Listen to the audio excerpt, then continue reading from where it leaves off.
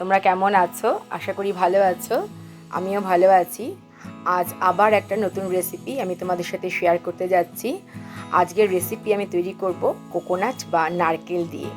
সাধারণত নারকেলের নাড়ু বা নারকেলের সন্দেশ আমরা খেয়ে থাকি, তবে আজকের রেসিপিটা নারকেলের যেটা হবে সেটা কিন্তু একটু অন্যরকম। তোমরা ভিডিওটা প্রথম থেকে শেষ পর্যন্ত দেখলে বুঝতে পারবে যে এটা একটা নারকেলের একটু অন্যরকম রেসিপি। নারকেলের এই রেসিপিটা হলো একটা ডেজার্ট রেসিপি, যেটা আমি তৈরি করব বাতাসা আর টক দই দিয়ে। কড়াই বসিয়ে দিয়েছি আর কড়াইতে আমি দিয়ে দেব দুধ। আমি এখানে দুধ দিচ্ছি 200 মিলিলিটার। নেক্সট আমি এর মধ্যে দিয়ে দিচ্ছি মিল্ক পাউডার। 10 টাকার যে প্যাকেট হয় সেই প্যাকেটের 1 প্যাকেট মিল্ক পাউডার আমি দিয়ে দিলাম। এবার মিল্ক পাউডার আমি লিকুইড দুধের সাথে ভালোভাবে মিক্সড আপ করে নেব। ঠান্ডা অবস্থাতে মিক্সড আপ করবো, তা না হলে কিন্তু ডেলা পাকিয়ে যেতে পারে বা লাম্পস এসে যেতে পারে। দেখতেই পাচ্ছেন খুব ভালোভাবে গুঁড়ো দুধ কিন্তু লিকুইড দুধের সাথে মিক্সড আপ করা হয়ে গেছে। এবার আমি এর মধ্যে দিয়ে দিচ্ছি গুড়ের বাতাসা, তাহলে কালারটা কিন্তু খুব সুন্দর হবে আর দুধটা খুব তাড়াতাড়ি ঘন হয়ে যাবে। ইচ্ছে করে তোমরা চিনি দিয়েও কিন্তু তৈরি করতে পারো। এবার খুব ভালোভাবে গুড়ের বাতাসাগুলো নেড়ে দিতে হবে যতক্ষণ পর্যন্ত না মেল্ট হয়ে যাচ্ছে। গ্যাসের ফ্লেম লোতে রয়েছে। খুব ভালোভাবে বাতাসাগুলো দুধের মধ্যে মেল্ট হয়ে যেতে হবে। 3-4 মিনিট ধরে একটু নাড়তে হবে যাতে বাতাসা সম্পূর্ণ গলে যায়। দেখাই যাচ্ছে বাতাসাগুলো কিন্তু সম্পূর্ণ গলে গেছে। গ্যাসের ফ্লেম এখন মিডিয়াম টু হাইতে রয়েছে। এবার আমি গ্যাসের ফ্লেমটা লোতে করে দিয়ে এর মধ্যে দিয়ে দিচ্ছি নারকেল কোড়ানো। এখানে আমি একটা নারকেলের হাফ কুড়িয়ে নিয়েছি। এবার নারকেল কোড়াটাও খুব ভালোভাবে কিন্তু এর মধ্যে আমি মিক্সড আপ করে নেব। নারকেল কোড়ানোটা খুব ভালোভাবে কিন্তু দুধের সাথে মিক্সড আপ করা হয়ে গেছে। এবার আমি এর মধ্যে দিয়ে দেব 2 টেবিল স্পুন টক দই।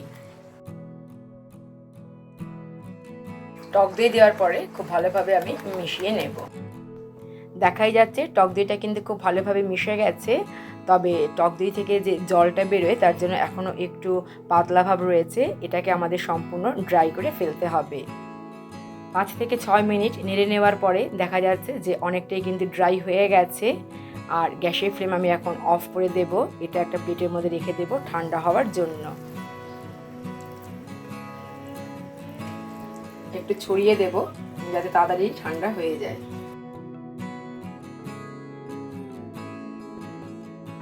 এবার আমি তোমাদেরকে 10 মিনিট পরে দেখাচ্ছি। আমি ফ্যানের নিচে রেখে দিয়েছিলাম, ঠান্ডা হয়ে গেছে। আর দেখতে পাচ্ছ যে নারকেলটার মধ্যে কি বলতো একটা দানা দানা ভাব এসছে। তো এইরকম টেক্সচারটাই দরকার ছিল। এবার এটাকে তোমরা তোমাদের পছন্দ অনুযায়ী শেপে তৈরি করে নিতে পারো। আমি গোলের ওপরে চ্যাপ্টা শেপ দিয়ে নিচ্ছি। আমি এইরকম শেপ দিয়ে সমস্তগুলো তৈরি করে তারপর আমি তোমাদেরকে দেখাচ্ছি। আর আমি আগেই বলেছি যে তোমরা নিজেদের পছন্দ অনুযায়ী কিন্তু তৈরি করে নিতে পারো। সবগুলো নারকেলের সন্দেশ তৈরি করা হয়ে গেছে। এবার গার্নিশিং পারপাস এর মধ্যে আমি দিয়ে দিচ্ছি চেরি। তবে ইচ্ছে করলে তোমরা অন্যান্য ড্রাই ফ্রুটস দিয়েও কিন্তু গার্নিশ করতে পারো।